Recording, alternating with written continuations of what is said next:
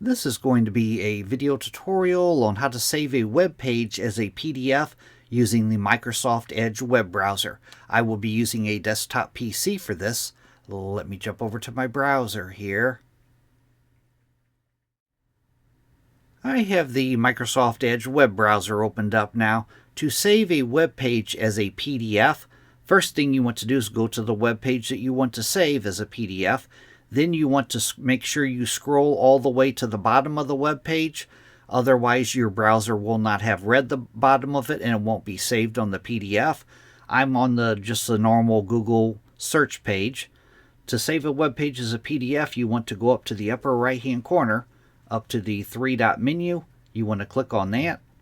Then you want to go down to where it says Print and click on Print. Now on the print page here, the pane off to the left-hand side, under where it says Printer, you want to make sure you click this. You want to make sure it says Save as PDF or Adobe PDF, or I have PDF 24 here.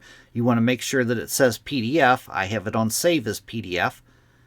Then down below that, your layout. If it's a web page, you probably want to go with Portrait. Then down below that, at the very bottom, you want to click on Save. Now a little dialog box opens up asking you the location on your device that you want to save it. You can rename it here. As you can see, it's going to be saved as a PDF. I'm going to click on Save.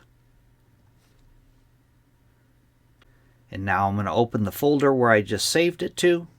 Right, here's my folder. Here's the web page. I'm going to double click on it to open it. And it opens up my PDF viewer. And right here's the web page. That is how to save a web page as a PDF using the Microsoft Edge web browser. Thanks for watching.